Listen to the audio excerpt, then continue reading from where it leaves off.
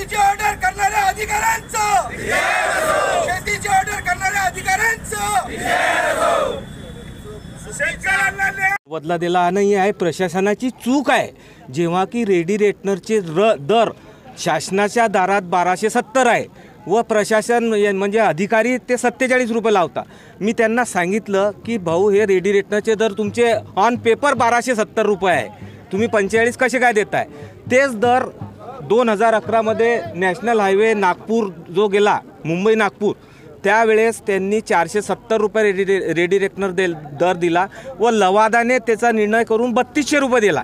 आणि तेच शेत म्हणजे 439 गट नंबर 2011 मध्ये गेला, त्याला 3200 रुपये लवादाने दिले आणि आता तो 411 परत जातोय, त्याला 280 रुपये देत आहे। हे न्याय आहे काय?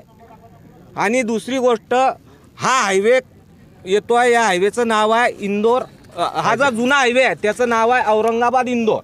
हा इथपर्यंत खामखेड्यापर्यंत हायवे आहे आणि ऑन पेपर त्यांच्या रेकॉर्डला या पुलाच्या तिकडे हायवे नाही आहे। तुम्हाला पट्टे काय? मग असा हायवे उडून गेला का?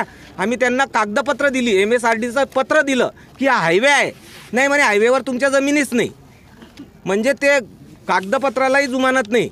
आणि लवादाने बिलकुल अन्यायकारक न पाहता न्याय दिला। आता पहा एकतर्फा न्याय कसा, समजा मी आणि हा आहे, आमची दोन्हीची भानगड गेली, आम्ही कोर्टात गेलो तर यांचं म्हणणं ऐकील, माझं म्हणणं ऐकील, मग निर्णय देईल ना। तर लवाद न्यायालय म्हणजे कलेक्टर लवाद न्यायालयाचे जज असतात, त्यांनी काय केलं, आम्हाला बोलवलंच नाही, वकिलांना बोलवलंच नाही, डायरेक्ट निर्णय देऊन दिला। मग त्या निर्णयामध्ये लिहिलेलं आहे की दोन्हीच्या संमतीने झालं। मग आम्ही त्यांना म्हटलं आमच्या संमतीने झालं तर रोजमेर दाखवा। कोर्ट संपल्यानंतर जे कोर्टात हजर असतात त्यांच्या सह्या असतात, त्या सह्या दाखवा। त्याला आम्ही अर्ज केला की आम्ही हजर होतो तर आमच्या सह्या दाखवा, तर ते रोजमेळ देण्याला तयार नाही। म्हणजे काही करून प्रशासनाला शेतकऱ्याला तोकळा मोबदला देऊन त्याला मारायचं आहे। बरं आम्ही म्हणतोय मोबदला देऊ नका, कायद्यानं द्या, ते कायद्यात आहे तो बी देत नाही आहे ते। म्हणजे भूमी अधिग्रहण कायदा 2013 हा कायदा बनलेला, त्या कायद्यामध्ये लिहिलेलं आहे की जेव्हापासून नोटिफिकेशन निघालं त्याच्यात मागच्या 3 वर्षाच्या खरेदी विक्री घ्याव्या व त्याची सरासरी काढावी व त्याप्रमाणे भाव द्यावे। आम्ही मागतो ते भाव देऊ नका, तुमचा कायदा म्हणतो त्याप्रमाणे भाव द्या, तर हे त्या कायद्याप्रमाणे भाव देत नाही आहे। आणि म्हणजे जे कायद्यात नाही आहे सध्या कायद्याची तोडमोड करून भाव देत आहे। मागणी काय तुमची? आमची मागणी आहे की कायद्याप्रमाणे भाव द्या व आमचे पुरावे पहा, आमच्याजवळ पुरावे आहे, ते पुरावे पहा, पुराव्यावर आधारित भाव द्या। 5 पट आणि 100 आणि सरकार म्हणते की बुवा 5 पट आम्ही भाव देऊ। आणि माझ्याकडे एक बाईट आहे, देवेंद्र फडणवीस जेव्हा विरोधी पक्षनेते होते, उद्धव ठाकरे तेव्हा मुख्यमंत्री होते, तेव्हा विधान भवनात देवेंद्र फडणवीस म्हणत होते की हा उद्धव ठाकरेने केलेला अन्याय आहे। मग आज ते मुख्यमंत्री आहे, मग त्यांनी तो अन्याय का दूर करू नये? काय सांगाल, या ठिकाणी तुम्ही काम बंद आंदोलन केलेलं आहे, नक्की मागण्या काय आहे, कशा संदर्भात तुम्ही आंदोलन करताय? खऱ्या अर्थानं आजचं जे आंदोलन आहे ते आंदोलन जो शेतकऱ्यांना जो भूसंपादनाचा जो मोबदला मिळालेला आहे तो खूप अल्प दराने मिळालेला आहे।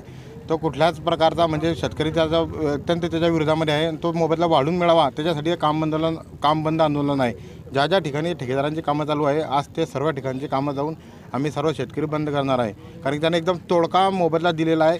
रजिस्टर एखादी शेत खरेदी करताना रजिस्टरसाठी जेवढी स्टॅम्प ड्युटी लागते त्या स्टॅम्प ड्युटीपेक्षाही कमी मोबदला त्यांनी शेतकऱ्यांना दिलेला आहे। त्यामुळे या सर्व शेतकऱ्यांची मागणी आहे की हा जो अवॉर्ड आहे हा रद्द करून शेतकऱ्यांना नवीन वाढीव दराने पैसे मिळाले पाहिजे, तेव्हाच आम्ही आमच्या जमिनी त्यांच्या ताब्यात देऊ आणि त्यांना काम करू देऊ, अन्यथा इथले आम्ही त्यांना काम करू देणार नाही।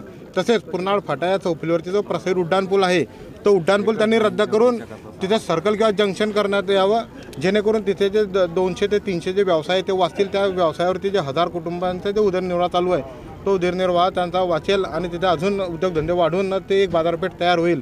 त्यासाठी तो तिथला उड्डाणपूल रद्द करावा आणि तिथे सर्कल करण्यात यावा अशी मागणी आहे। कोणत्या रस्त्याचं हे काम आहे आणि तुमच्या किती शेतकऱ्यांच्या जमिनी गेल्या आहेत, किती तुम्हाला मोबदला अपेक्षित आहे, सरकारने काय दिलं आहे? हा 753L हा जो राष्ट्रीय महामार्ग आहे इंदोर हैदराबाद ह्या रस्त्यावरती जे मुक्ताईनगर तालुक्यातून जे काम चालू आहे त्या मुक्ताईनगर तालुका जळगाव जिल्हा इथे फार तोडक्या पद्धतीने त्यांनी दिलेला आहे। एखाद्या शहरामध्ये 2 लाख रुपये एकर, एखाद्या शहरामध्ये 3 लाख रुपये एकर, म्हणजे ही काही पद्धत झाली का शेतकऱ्यांना मोबदला द्यायची? 2012 मध्ये त्यांनी 70, 80 लाख रुपये एकराने यांनी मोबदला दिला।